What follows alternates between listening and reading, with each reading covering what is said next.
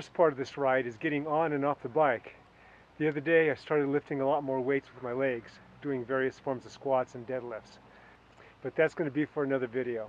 Today I'll give you an update and talk a little bit about Afib. Hey cycling community, this is Steve Grusis, the Cycling Greek. It's been 2 weeks since I went Afib again and a week and a half since I got zapped out of it. I'm slowly building back up again, and we'll be talking about that at the end of the video.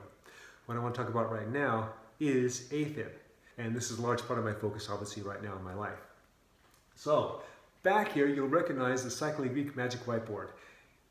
Got the heart right here, got the atriums right here, here's the SA node that we'll be talking about, and here's the ventricles. When things are working normally, what happens is the SA node starts off an electrical impulse that propagates throughout the atria, that contracts the atria so the blood moves out of the chamber into the next chamber or into the body.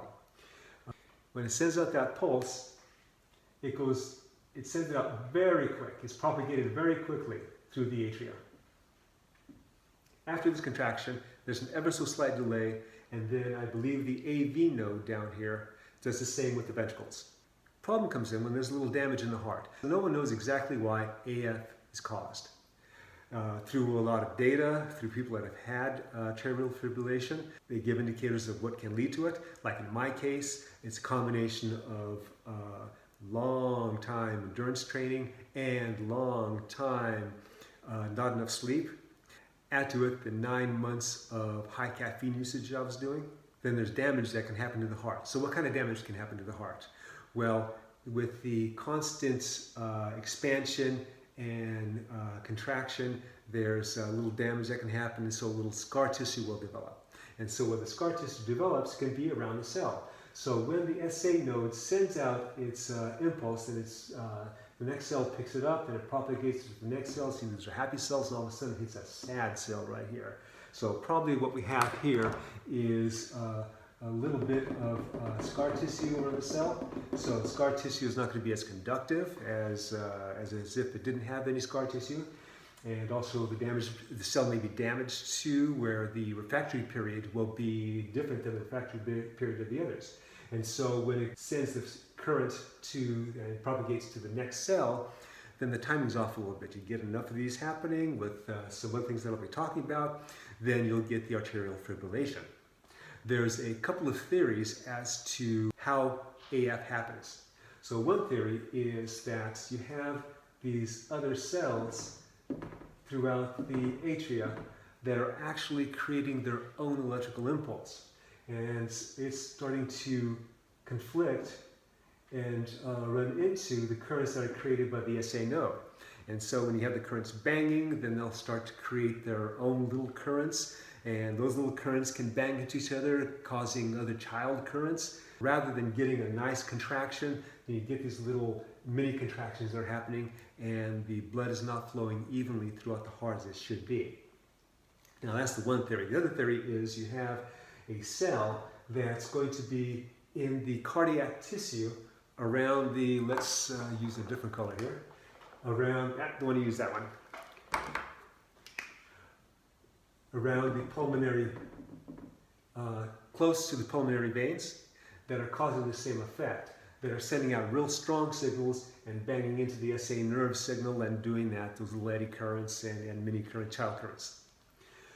So this is where ablation is coming from. So there's a surgical procedure called something catheter ablation, where they snake up two wires, two probes I guess, from the groin area up the femoral artery, and it goes up through the heart, and I think at one of those wires has to cross a wall of the heart. I'm not quite sure about that. And basically they cauterize the area, they cauterize the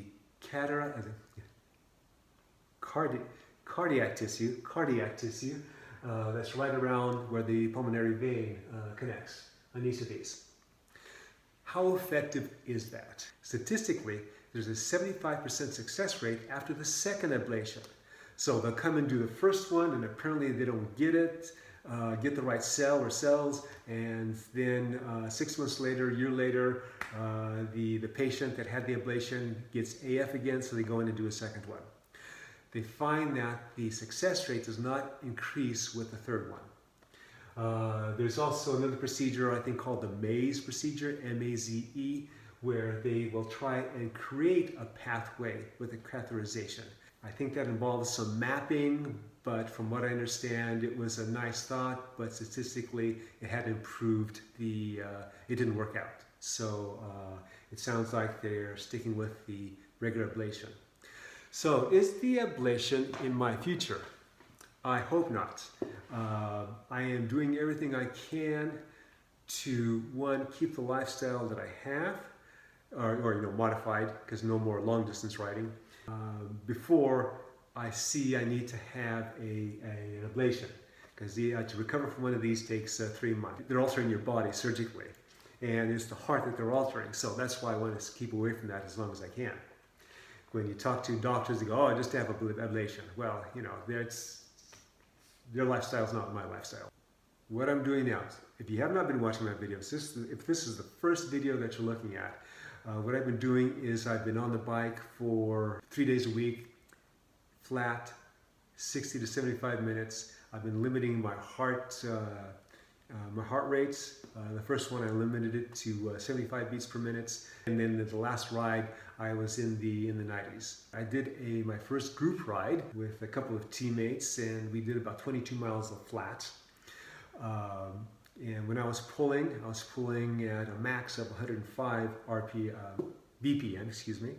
And when I was in the back, I was usually in the 80s. I look forward to when I can go faster with regular type of group rides. But there's time for that. If I'm looking to start racing again, the racing is going to be for next season, and I will probably do similar to what I did when I got Afib last year, and aim for a uphill time trial that we have going on in October, and right now it is June, so that's a lot of time. I hope you have a little better idea of Afib. Remember, get that sleep, stay off of that caffeine, especially if caffeine is chronic in your use. I would imagine like a cup a day, that type of thing is okay, but stay away from those monster drinks. I was doing monster drinks. Okay, hopefully I got things right here, or close to it. Comment below with any thing that you've seen here, any of the questions that you have. Like this video, and if I get enough likes, then I'll do something similar in the near future about where I am in Afib and choices, etc. I'll also be doing videos about the lifting I'll be doing. So, yeah, the lifting. So that's the other thing. When I'm not on the bike, those 3 days, those other days, I'm usually walking. And I have a path around here that's about 1.5 miles. If I'm walking with the Fetching Mrs. Cycling Greek, then the pace is more fair pace. And if it's solo, then it gets more a little toward brisk. I'm also spending time in the gym. A lot of upper body work, got to look at the whole body as one unit. And I've also started doing lower body work, especially because if I'm going to be focusing on racing and shorter racing, having stronger legs, then I need stronger legs. So I started with my lower body workout Tuesday last week. I used very light weights or no weights in some cases, just the bar. And still my legs were so sore, especially my glutes. It was like when you go to sit down and it just pains and you got to hang onto the chair just to lower yourself. That's where I was for a few days. So finally today, Sunday, that I'm filming this, is when I'm feeling well enough in the legs and not sore, where I can go back to the gym and do lower body work. And not only that, my diet is highly plant-based. And I'm watching those calories. It's so easy to just put a little weight on and you really won't see it on a 6-foot body. And you put a little more weight on and then you kind of get used to that. And all of a sudden you're up to 170, you're up to 175, so that's what I want to avoid. And so far I'm doing just that. Okay, now remember, comment, like, subscribe. The Cycling Greek.